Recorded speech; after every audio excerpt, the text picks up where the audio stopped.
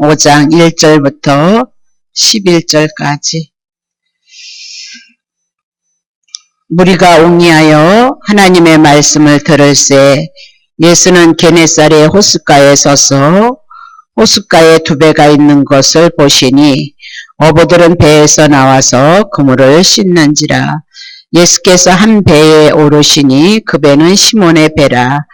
육지에서 조금 뛰기를 청하시고 앉으사 배에서 무리를 가르치시더니 말씀을 마치시고 시몬에게 이르되 깊은 데로 가서 그물을 내려 고기를 잡으라. 시몬이 대답하여 가로되 선생이여 우리들이 밤이 맞도록 수고하였으되 얻은 것이 없지만은 말씀에 의지하여 내가 그물을 내리이다 하고 그런 한즉 고기를 애운 것이 심히 많아 그물이 찢어지는지라. 이에 다른 배에 있는 동물을 손짓하여 도와달라 하니 저희가 와서 두 배에 채우고 잠기게 되었더라. 시몬 베드로가 이를 보고 예수의 무릎 아래 엎드려 가르되 주여 나를 떠나소서 나는 죄인이로소이다 하니 이는 자기와 및 함께 있는 모든 사람들이 고기 잡은 것을 인하여 놀라고 세베델의 아들로서 시몬의 동업자인 야고보 요한도 놀랐음이라. 예수께서 시몬에게 일러 가라사대 무서워 말라. 이제후로는 내가 사람을 취하리라 하시니 저희가 배들의 육지에 대고 모든 것을 버려두고 예수를 쫓으니라. 아멘. 성가대에서 찬양을 하셨을 때 여리고가 무너지는 건 세상의 나라가 무너지는 거란 말이죠. 그래서 세상의 나라가 어떻게 나팔 소리, 하나님의 복음의 소리, 구약에도 복음 예수 그리스도가 있었고 복음의 소리를 인하여서 사단의 나라가 무너진다. 성경은 다 그런 얘기입니다. 그래서 우리가 은혜를 잊고 사랑을 입어가는 것은 출발점은 복음 예수 그리스도다 그 얘기죠. 근데 여러분들이 예수를 모르신다면 교회를 맨날 다녀도 예수가 무엇을 하시고 우리들에게 그리스도로 오셨다는 그 믿음이 없으면 10년을 다녀도 그 믿음이 없으면 다른 데도 다 다른 종교도 다 지극정성으로 정성도 드리고 기도도 하고 하여튼 다 해서 복을 받는다고 야단이지만 그런 거 아니라는 거죠. 예수 믿는 건. 그래서 지난주에 고기에 대한 사건을 다루면서 좀 더 은혜를 나누고자 하는 그런 마음에서 은혜를 나눴죠. 그래서 이 말씀은 어부들 예수님의 제자들을 향해서 바닷가에 가서 고기를 잡는 것을 비유로 해서 구원을 얻는 것의 모형과 그림자로 상징으로 우리들에게 말씀하고 있다. 그거 모르시는 분은 한 사람도 없단 말이죠. 그러나 성경을 우리가 살펴보게 되면 특별히 마태, 마가, 누가, 요한복음은 예수님이 당신이 3년의 공생애를 통해서 하셨던 일인 거죠. 그러니까 3년을 통해서 하셨던 많은 일들을 통해서 거기에 상징이 있는 거예요. 비유가 있단 말입니다. 내가 누구인 줄 아느냐? 그것을 드러내기 위해서 귀신도 쫓아내는 거고 내가 누구인 줄 아느냐? 그래서 죽은 자도 살리는 거고 내가 누구인 줄 아느냐? 그래서 무화과 나무가 시들어 버리는 것 이런 모든 것들을 통해서 예수님이 누구인가를 드러내고 그 예수님에 대한 믿음이 우리들에게 왔을 때 우리들의 삶 속에 하나님의 은혜의 출발점이 시작이 되어진다는 것을 말씀하고 있다.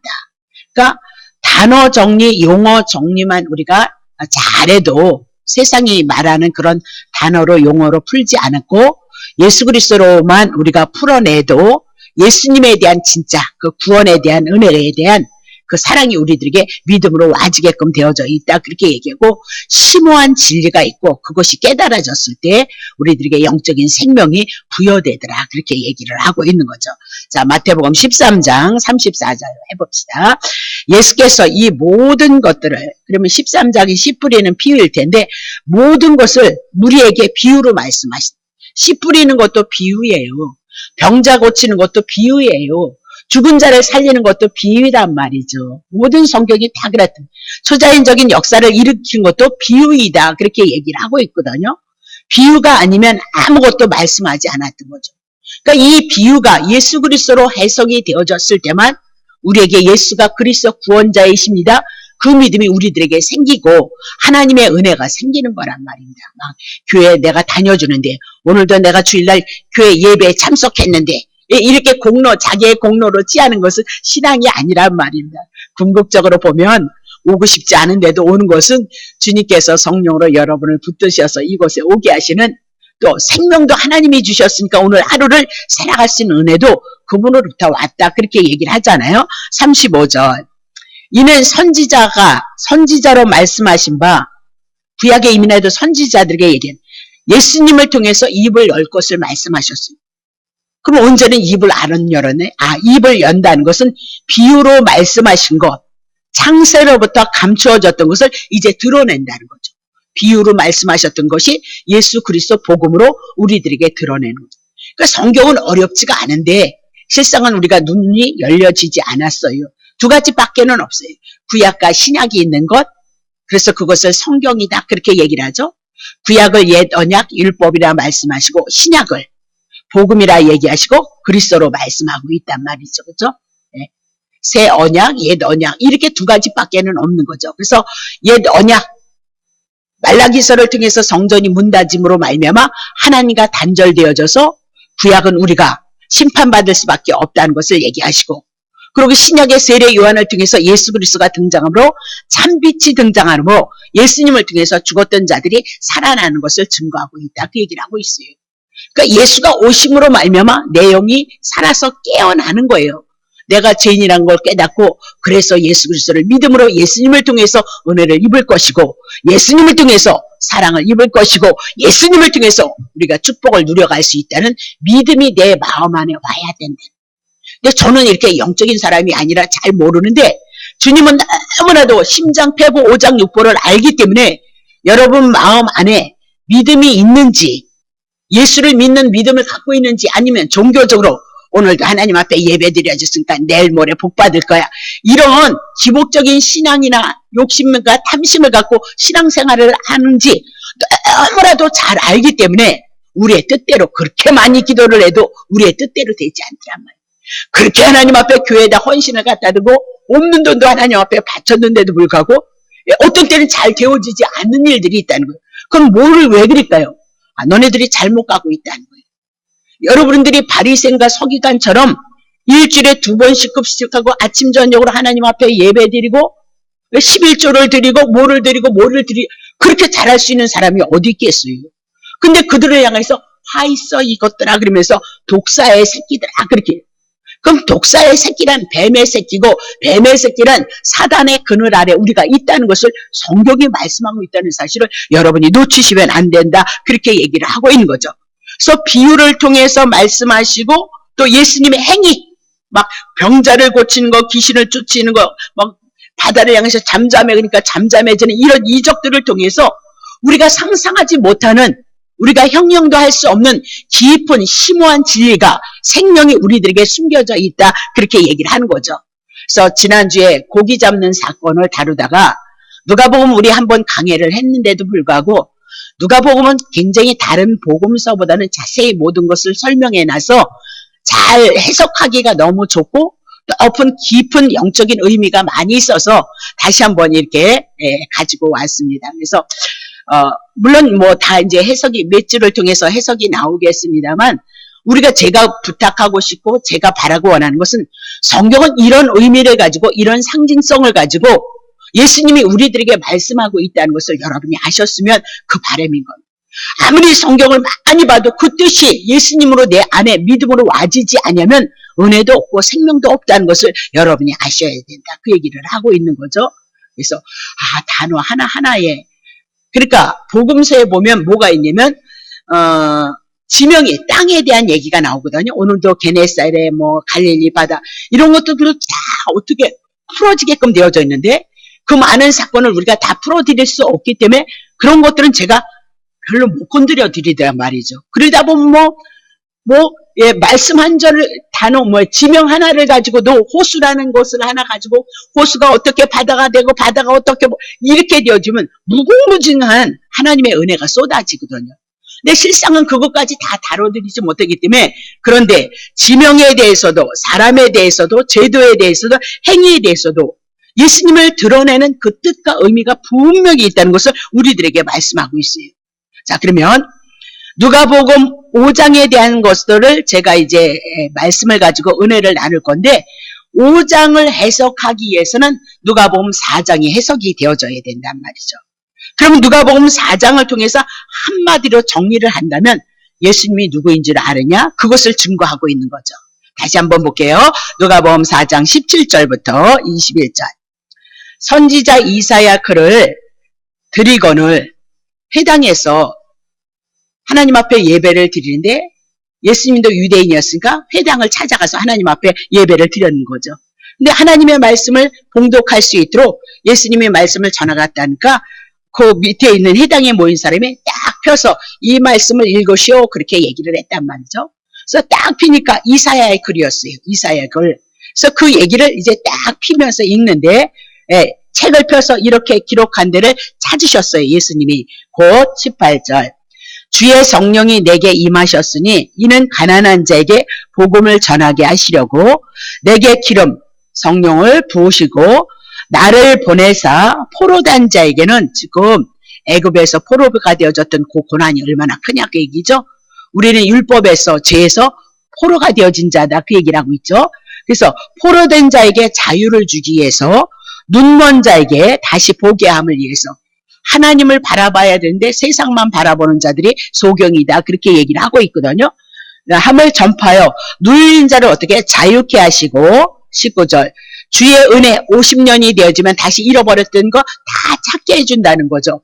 그래서 주의 은혜가 뭐냐면 신현이고 그분이 예수 그리스도로 이 땅에 오셨다. 그렇게 그 말씀을 쭉 읽는 거죠. 메시아다 그 얘기죠. 20절 책을 덮어 그 맡은 자에게 이제 다 읽고 책을 어때? 그 사람에게 주시고 회당에 있는 자들이 다 예수님을 딱 쳐다보고 있는 거죠. 주목하고 관심을 가지고 그 말씀을 이제 어떻게 풀 것인가 그렇게 이제 바라보고 있는데 1절 이에 예수께서 저희에게 말씀하시되 이 길이 그랬습니다. 이사야를 통해서 하셨던 그 모든 말씀 전에 있었던 그 말씀들이 저희에게 말씀 이 글이 오늘날 너희의 귀에 응하였도다. 자, 그러면 응하였도다라고 그렇게 얘기했을 때 응하였다 그 얘기가 헬라어로 번역을 하면 가득 채우다, 만족시키다, 수행하다, 마치다 그런 뜻입니다.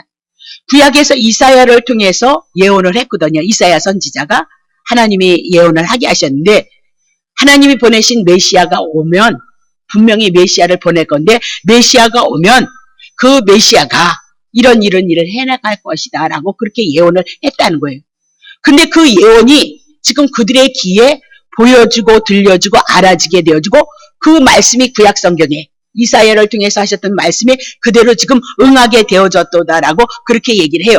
자, 그러면 예수 그리스도가 오신 것은 구약의 메시아 구원자로서 이런 일들을 행할 것을 말씀하고 있는데 예수님이 그 언약대로 예언대로 이 땅에 오셔서 그 말씀을 십자가에서 이루시고 이적과 기적 같은 그 사건들을 통해서 노예에서 죄에서 귀신에서 그들을 건져내는 일들을 하셨도다라고 그렇게 얘기를 하고 있는 거죠. 자, 누가복음 4장 40절부터 봅시다. 해질 적에 각색병으로 앓는 자 있는 사람들이 다 병인을 데리고 나오매 그러니까 이런 것도 다 해석이 돼. 왜 해질 때 병들이 왔느냐? 저녁이다, 어둠이다, 율법의 시대다, 구약의 시대다 그렇게 다 풀고 있는 거거든요. 그래서 예수 그리스도가 죽으시고 부활하기 전까지는 우리가 하나님의 나라가 임하지 않냐고 사망의 나라가 우리를 주장하고 있다. 그렇게 성경이 얘기를 하고 있거든요. 자, 예수께서 일일이 그 위에 손을 얹으신 거예요. 얹었단 말입니다. 그러면 죄인을 만졌으니까 죄인을 만짐으로 말미암아 예수님이 죄인이 되어지는 거죠. 그래서 그들의 죄가 예수님 앞에 옮겨지고 예수님은 죽으시고 부활하셔서 그들이 살아날 것을 보여주고 있는 상징적인 의미란 말입니다. 교회에서 물론 병을 고치는 사건들이 있고 죽었다 살아나는 사건들도 있단 말입니다. 근데 그런 사건들은 만에 하나란 말입니다. 고친 것 같은데 조금 지나고 보면 도로 그렇고 또 뭐 한 것 같은데 몇 년 전에서 암이 났다 그러는데 그분은 가셔버리더란 말이죠. 그래서 결코 우리는 죄값을 해서 정령 주리가 우리에게 임하는 걸 그 한 사건을 통해서도 그런 얘기를 누가 했냐니까요. 네? 예수님의 말씀이 그대로 이루어지고 성취된다는 것을 우리들에게 말씀하고 있는 거거든요. 1절 보세요. 사실 여러 사람에게 귀신들이 나가며 귀신들에게 붙들렸던 자리 예수님이 안수를 하니까 귀신이 소리질러 가되 당신은 하나님의 아들입니다. 그랬습니다. 당신은 하나님이고 하나님의 아들로 오셨습니다. 메시아입니다. 이 얘기잖아요. 예수께서 그들이 말하는 것을 꾸짖으시고 저의 말함을 허락지 아니하신 이는 자기를 그리스도인 줄 알미러라. 자, 어디까지인가요? 2절.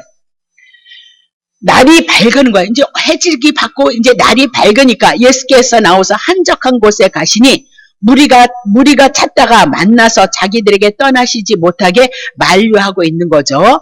3절. 예수께서 이르시되 내가 다른 동네에서도 하나님의 나라의 복음을 전하여야 하리니 나는 이 일 하나님의 나라 제 사망의 나라 가운데 있는데 예수가 죽으시고 부활하셔서 그죠? 이사야를 통해서 예언하셨던 그 말씀을 이루시기 위해서 다른 나라에도 뭘 전한대요? 복음을 전한다. 이방인의 나라에게도 복음을 전해야 될 것을 말씀하고 이방인은 우리에게 이 복음이 오늘 우리에게 응했단 말이죠. 자, 4절 봅니다. 갈릴리 여러 회당에서 전도도 하고 계시더라. 그렇게 얘기합니다. 그러면 누가복음을 통해서 이사야가 예언했던 그 말씀이 누구에게 지금 이루어지고 있어요? 예수님을 통해서 다 이루어지고 있는 거예요. 이사야를 통해서 메시아가 오시면, 구원자가 오시면 포로된 자가 자유를 얻고 눈먼 자가 보게 되어주고 눌린 자가 자유케 되며 주의 은혜가 전파된다라고 그렇게 말씀하셨는데 이 예언이 예수님을 통해서 치유 사건이 일어나고 있는 거죠. 귀신 들린 자들이 고쳐지는 사건들이 있는 거예요. 이 일들이 예수 그리스도 복음, 십자가에서 그분이 죽으시고 부활하신 사건을 통해서 오늘도 이루어지고 있다라고 그렇게 얘기를 하고 있는 거죠. 그러면 예수님이 하신 이 사역을 통해서 메시아가 하셨던 그 예언의 말씀이 누구를 통해서 이루어지고 있어요? 예수님을 통해서 이루어지고 있으므로 내가 누군 줄 아냐? 구약에 보내기로 약속했던 메시아다. 그럽니다. 즉 우리나라 말로 하면 내가 너네들의 구원자이다. 그 얘기를 하고 있어요. 그러니 이 예수에 대한 이 말씀이 우리 안에 신구약의 성경이 우리 안에 들어오지 아니하면 예수에 대한 믿음은 없어요. 그냥 막연하게 제가 어렸을 때 공부를 못해가지고 보름이 되면 막 이렇게 불 갖고 달림 막 기도하는 거 있었잖아요.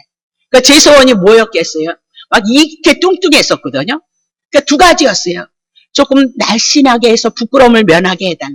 두 번째, 비나이다. 공부하려면 공부를 해야지. 비나이다. 뭐 해달라고요? 공부 좀 잘하게 해달라. 근데 오늘날 많은 사람들이 교회를 다니면서 그렇게 신앙생활을 해나가고 있어요. 예수는 몰라도 내일이면 될 거야. 뭐래. 근데 그 10년이 지나고 20년이 지나고 30년이 지나도 예수에 대한 믿음으로 하나님이 살아계시는지 안 살아계시는지 내 기도를 듣는지 안 듣는지 내가 모르겠네. 그렇게 되어진단 말이죠. 그러나 교회에 와서 병 고치는 사건도 있었고 예언기도도 받아보고 꿈으로도 또 하나님의 응답도 있었고 이런저런 모습으로 여러분과 내가 그래도 그런 은혜로 우리를 이끌어 주셔서 예수를 부인하지 아니하다가 어느 때가 되어지니까 이제 말씀의 세계를 통해서 말씀을 통해서 신앙이 무엇인지를 예수를 믿는다는 것이 무엇인지를 교회를 다니는 것이 무엇인지를 우리가 깨닫게 되어지더라. 그렇게 얘기를 하고 있는 겁니다. 자, 그렇다면 이렇게 누가복음 4장의 배경을 통해서 누가복음 4장에 보면 16절에 분명히 예수님은 회당에서 복음을 전했다라고 그렇게 얘기해요. 그러니까 유대인들이 성전이 무너짐으로 조그만 회당을 지었어요. 바벨론 포로로 되어졌던 그들이 돌아와서 성전은 지을 수 없으니까 조그만 회당에서 모였는데 유대인들의 예배 장소였고요. 유대인이 사회의 중심이었던 것이 회당이었고요. 예수님의 활동 중심의 장소도 회당이었다. 그 얘기입니다. 근데 누가복음 5장 1절 넘어갈게요. 1장을 보니까 장소가 어디로 바뀌어요? 게네사렛 호숫가로 옮겨지더라. 제자를 보러 오시는데 어디로요? 호수에서 바다가 있는 데서 예수님의 제자들을 먼저 부르시더라. 그 얘기죠. 그래서 지난주에 말씀하셨던 것처럼 바다는 제약된 세상, 사단이 다스리고 나가고 짐승이 다스려 나가는 세상이다. 그렇게 얘기를 하고 이 바다가 어떤 바다이냐? 갈릴리 바다였다. 그렇게 얘기했습니다. 그래서 바다에 대한 얘기는 했으니까 5장 2절에 넘어가면 이렇게 얘기하죠. 호숫가에 아니 3개 있으면 안 될까? 하나 있으면 안 될까? 왜 2배가 있었느냐 말이에요. 이렇게 예수님은 하나도 우리가 찾아내지 못할 뿐이지 의미와 상징을 두고 있는 거예요. 그러면 호숫가에 2배가 있는 것을 보시니 어부들은 배에서 나와서 그물을 씻고 있도다라고 얘기인데 배라는 말이 신약에 보면 이렇게 배를 상징해서 들어서 사용했던 것이 40회 정도가 나오고 있거든요. 그러면 왜 2배냔 말이에요. 3배는 아니고 4배는 아니냔 말이죠. 왜 2배였을까? 배란 교회를 상징하고 있단 말이에요. 그래서 구약교회와 신약교회를 지금 상징하고 있다는 것을 우리가 알 수 있다 이 얘기입니다. 자, 그러면 2배에 있는 것을 보고 있는 것을 보시니 본다 그든 내가 그들을 알고 있다 그런 뜻입니다. 그래서 그들을 알고 있는 그들에게 관심을 가지고 주시하고 있다 바라보고 있다 그렇게. 그러면 예수님께서 왜 2배를 바라보고 있느냐? 구약교회 하나님의 선민, 신약교회 예수님의 제자들 우리들을 향하여서 하나님의 백성 그들을 향하여서 지금 하나님은 늘 관심을 가지시고 늘 바라보시고 늘 구원하고 있다 그렇게 얘기를 하고 있는 겁니다. 먼저 베드로와 누구를요? 시몬을 부르시고 그렇죠?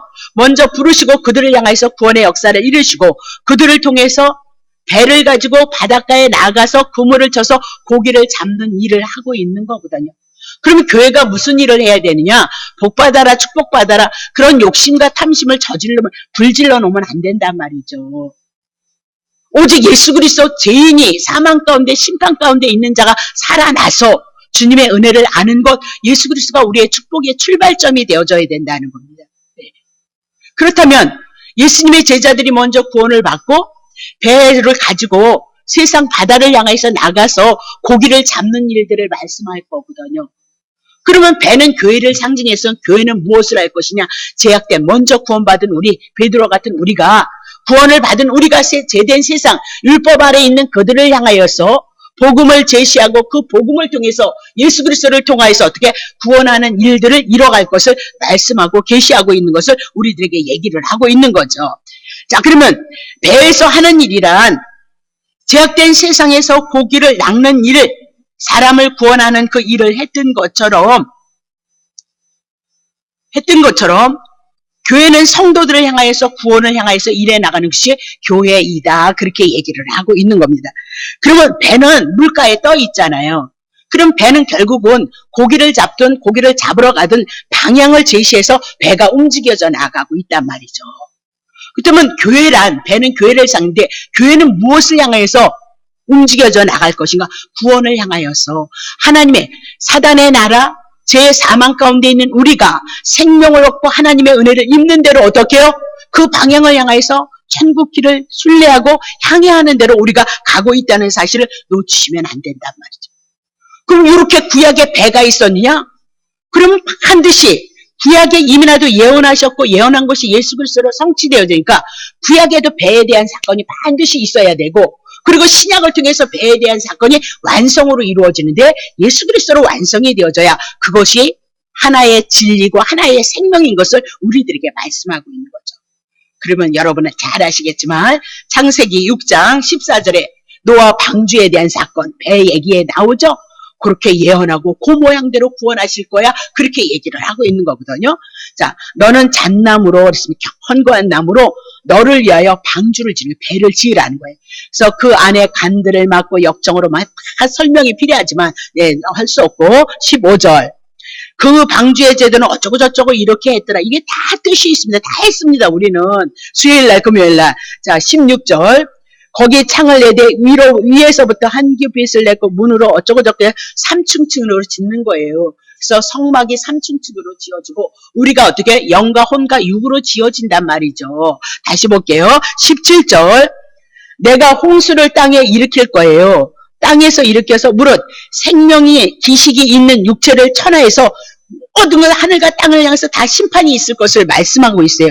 땅에 있는 자는 다 죽으리라 그렇게 얘기를 하고 있거든요. 자 8절 그러나 너와는 내가 내 언약을 세우리 누구와만 노아에게는 그러면 노아는 언약 안에 들어가 있는 자죠. 그럼 신약 안에도 하나님의 언약인 예수 그리스도와 연결되어진 자는 어떻게 되는 거예요? 너와 내 아들과 내 아내와 내 자부들과 함께 어디로 들어가래요? 방주로 들어가라. 교회로 들어가라. 교회는 누가 계신 거예요? 예수 그리스도가 계신 거예요. 예? 그래서 저희 교회가 다른 거 안 한다니까요. 할 수도 없다니까요. 복 받아라 능력 받아라 그거 안 한다니까요. 예수님만이 우리들에게 축복이고 예수님만이 우리들에게 능력이라고요. 그 은혜가 그 감사가 없는 자들은 더 이 말씀 안에서 정말 내가 예수 그리스도를 인식하고 그분을 인해서 오늘 하나님의 은혜를 입어가고 있다는 사실을 인지하는 상태까지 우리가 들어오셔야 된다는 거죠. 자, 다시 보겠어요. 19절 보세요. 혈육이 이렇게 육체로 인해서 혈육으로 있는 모든 생물 너는 각기 암수 한 쌍씩 방주로 끌어들이고 이들도 어떻게 해요? 방주로 끌어들이고 너와 함께 생명을 어떻게 보존하라. 사람도 생물들도 동물들도 보존을 받는데 20절 봅니다. 새가 그 종류대로 어떻게 해서 어쨌든 들어가라. 쌍으로 들어가라 그 얘기고 1절 너는 먹을 모든 식물을 4개로 가져다가 저축하라. 이것이 너와 그들의 식물 방주에 다 들어가는 거죠. 심판이 있을 동안 먹고 살아야 되니까. 예수 그리스도 안에 들어오면 하나님께서 예비하고 준비되어 것이 분명히 있어서 먹고 마시고 살 수 있어요. 근데 여러분의 힘으로 그것이 우선이 되어지니까 주님이 여러분이 그것을 통해서 훈련이 되어지고 연단이 되어지더란 말이죠. 2절 보세요. 노아가 그와 같이 하되 하나님이 자기에게 명하신 대로 하나님의 언약 하나님 방주에 들어가는 그 말씀을 어떻게 준행한 자예요. 그러면 우리도 예수 그리스도 언약 안에 예수 그리스도 안으로 들어가셔야죠. 예수님 안에서 들어가셔야죠. 예. 그 말씀과 그분과의 관계가 우리들에게 있어야죠.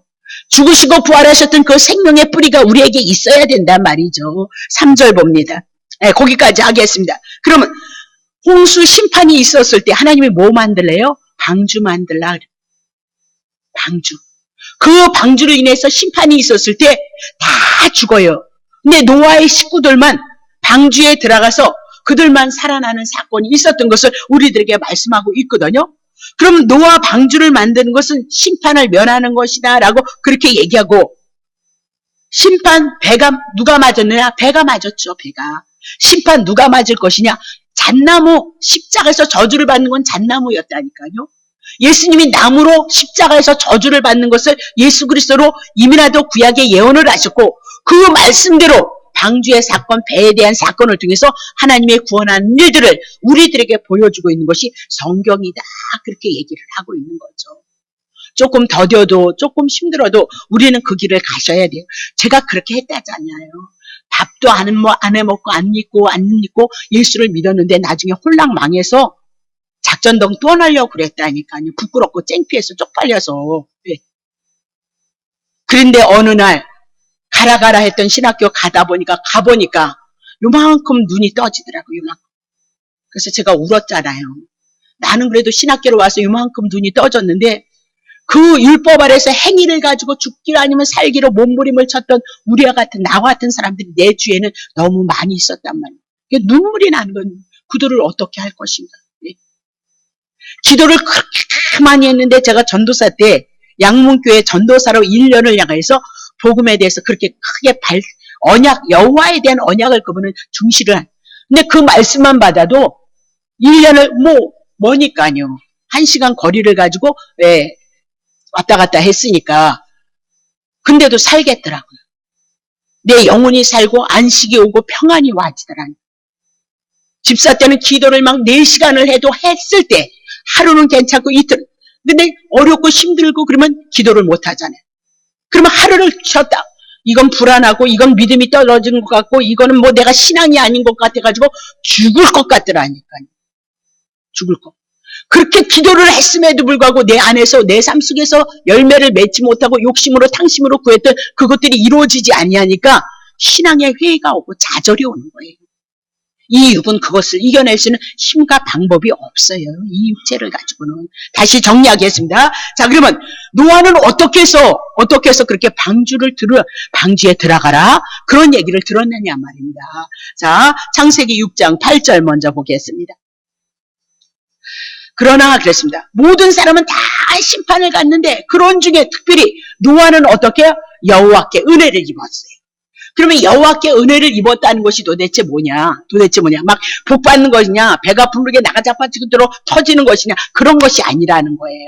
자, 9절 봅니다. 노아의 사적은 그의 삶은 이러한데 노아는 의인이 되어졌다. 은혜를 입었기 때문에 뭐래요? 의인이 되어졌다는 거예요. 죄 없다함을 받은 자가 되어졌다. 당시에 그는 뭐예요? 의인이 되어진 자를 뭐로 해요? 완전한 자라. 그가 하나님과 어떻게 동행하고 있는 거죠. 아니 그가 뭘 하나님과 동행하겠어. 의인이 되어졌으니까 하나님의 자녀니까 하나님이 그와 함께 하고 있었던 것을 말씀하고 있거든요. 그러면 신약에 여호와께 은혜를 입은 것, 어떻게 우리가 의인이 되어졌느냐? 에베소서 2장 8절 넘어옵니다. 너희가 은혜를 인하여서, 그 은혜를 인하여서 믿음으로 말미암아 구원. 은혜가 도대체 뭐냐? 구원인 거예요. 죄값을 해서 저주 심판받는 거 마땅하다 그렇게 이해했는데, 그 죄값 방주가 잣나무로 지었던 그 방주가 다 매를 맞았고 저주를 받았던 것처럼 예수 그리스도가 우리의 죄와 우리의 저주를 다 담당하심으로 말미암아 우리가 그것을 믿음으로 우리가 어떻게 구원을 받았다 그렇게 얘기죠. 이것이 너에게서 난 것이 아니고 하나님께로부터 온 선물인 거예요. 노아도 창세기 이후로부터는 모두가 죄 가운데 있었다는 거예요. 그러니까 이것을 가지고 막 노아처럼 의인처럼 살아야, 아니 창세기 9장에 가서는 뻘거벗더라니까요. 하체를 드러내더라니까요. 예. 하체를 드러냈다는 건 뭐예요? 다른 하나님을 섬겼다 그 얘기를 하고 있는 거거든요. 자, 9절 보세요. 다시 볼게요. 자, 로마서 3장 24절. 은혜를 입었다는 거, 예수 그리스도 예수 안에 있는 구속, 죄사함을 받았어요. 그분이 대신 십자가 지셨죠.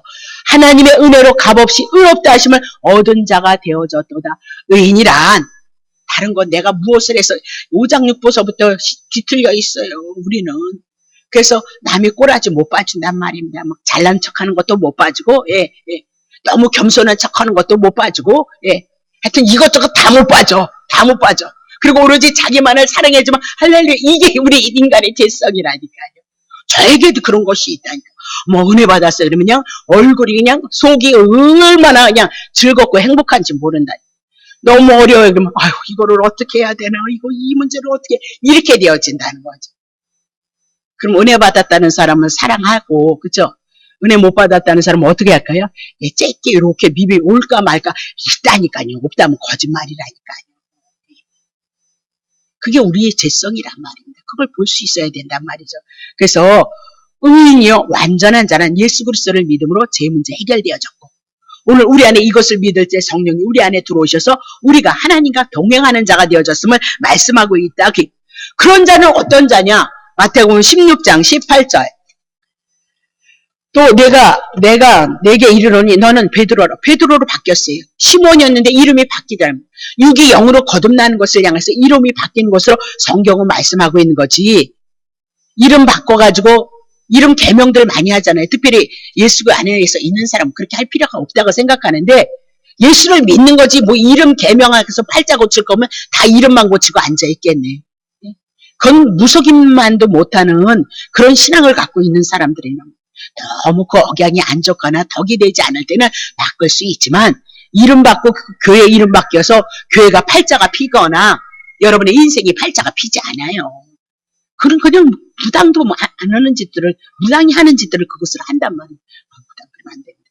자, 다시 보세요. 내가 이 반석, 무너지지 않는 경관 돌 위에 내 교회를 세우는 거예요. 교회를 세운다니까. 우리가 배가 되어지는 거란 말이에요. 시몬이었던 그가 베드로가 되어지고, 베드로가 반석이 되어지고, 그 위에는 뭐예요? 음부의 권세, 사단의 권세, 사망의 권세는 그를 주장하지 못해요. 그러면 이런 믿음이 어떻게 올 것이냐? 자, 마태복음 16장 16절. 시몬 베드로가 대답하되 가로되 주는 뭐예요? 그리스도십니다. 구원자이십니다. 메시아이십니다. 그것이 믿음으로 알아졌어요. 하나님이 알게 하셔서 예수는 메시아예요. 구원자입니다. 그것을 알았다니까요. 살아계신 하나님의 아들이십니다. 그랬더니 막 그냥 너 복이 있도다. 네가 복이 있는 것을 하나님이 가르쳐 주셔서, 다른 사람은 그냥 이스라엘 로마에서 때려부시고 이스라엘 나라 현세적인 세상을 향해서 하나님의 구원이 있을 것을 알았는데, 너는 죄에서 구원받고 사단의 그늘 아래서 벗어나는 그분이 메시아이고 그리스도이심을, 구약에 언약하셨던 그리스도이심을 알았다는 거잖아요. 그 믿음이 있었을 때 사단의 권세가 역사하지 않아요. 그 믿음이 있었을 때 어둠의 세력은 떠난다니까. 예수님이 가시는 곳에 사단의 권세가 다 떠났던 것처럼, 오늘 마음속에 이 복음이, 이 진리가 예수가 그리스도 되심을 인하여서 신앙을 고백하는 자에게는 사단이 떠나게끔 되어져 있다. 이거 없이 막 기도만 열심히 하고, 이거 없이 막 헌금만 열심히 하고, 이거 없이 막 봉사만 열심히 해서 내일 모레 하나님의 복줄 곧 얻어 터질 날 온다니까요. 여러분이 그렇게 헌금 많이 하고 여러분들이 많은 것을 바리새인보다 여러분이 더 해요? 바리새인보다 여러분이 율법을 더 지켜요? 예? 아침 저녁으로 여러분이 예배 드려요? 예? 일주일에 2번씩 금식할 거예요? 죄를 지을 때마다 여러분 헌금 갖다가 죄 용서 받으세요. 그들은 죄를 지을 때마다 양이면 양, 소면 소, 한날 율법에 있는 거 요거 잘못했네 그럼 또 드려야 되는 거야. 또 뭐 잘못했네 그럼 또 드려야 되는 거야. 가산탕진하는 거란 말이야. 그렇게 드렸던 자들이 바리새인들이에요. 여러분이 그렇게 신앙생활 하세요? 아니란 말입니다. 그래서 우리가 율법은 지켜내지 못하고 내가 죄인인 것을 깨달아서 예수가 오셔서 이사야를 통해서 언약하셨던 그 언약의 말씀이 이루어지고 성취되는 거예요. 이것이 신구약의 성경을 통해서 예수님을 증거함으로 그 예수님에 대한 믿음이 내게 왔을 때 노아가 저주에서 구원을 얻는 것처럼 우리가 환난 가운데 고난 가운데 없다는 건 아니지만 예수 그리스도를 바라보는 그 믿음 안에서 하나님의 나라가 우리 안에서 이루어져 나갈 것을 말씀하고 있단 말이에요. 제 사망의 문제가 생명의 문제로 바뀌어질 것을 우리들에게 말씀하고 있다. 가장 중요한 것이 뭐냐? 성경을 통해서 예수님을 만나야 된단 말입니다. 만나는 게 뭐냐? 그렇구나. 내가 죄인이었는데 예수님이 저주 담당했구나. 그리고 살아나신 것은 내가 의롭다함을 얻게 하시는 표시였구나. 그렇다면 내가 예수 아들을 통해서 아들의 영을 영접함으로 아들을 영접하면 하나님의 아들이 되어졌으니까 하나님은 우리의 아버지가 되어지는 거구나. 그렇게 정리를 하셔야 된단 말이에요. 너무 조금 했네. 정리하죠. 시간이 다 돼서 못하겠네요. 노아가 방주를 만드는 건 예수께서 뭐 만드실 거예요? 교회를 먼저 구원하고 교회를 세우실 것을 말씀하고 있다. 그 교회를 통해서 주는 그리스도시요 살아계신 하나님의 아들이십니다. 나의 구원자입니다. 그것을 신앙으로 고백해야 되죠. 노아의 방주는 홍수에서 구원을 위하여서 만들라고 말씀하셨던 것처럼 하나님께서 교회는 음부의 권세, 사단의 권세가 이기지 못하도록 누구를 언약하시고 누가 오신 거예요? 예수가 그리스도이심을. 그래서 누가복음 5장을 통해서 배에 대한 사건 그리고 바다에 나가서 고기를 잡는 사건들이 여러분과 나인 것을 기억하시고 거기에는 십자가 복음의 은혜가 있음을 기억하고 좀 많은 시간을 할애를 해야 될 건데 이것을 통해서 조금밖에 못했습니다. 그래서 나중에 다음 주에 또 해나가도록 하겠습니다. 다시 정리를 하자면 예수님만이 여러분의 인생의 축복의 생명의 은혜의 모든 근원이 되심으로 말미암아 예수님을 알아가시고 그것이 여러분 마음 안에 감사로 와져서 주님을 바라볼 수 있는 믿음이 여러분에게 있으시기를 예수 이름으로 축복합니다.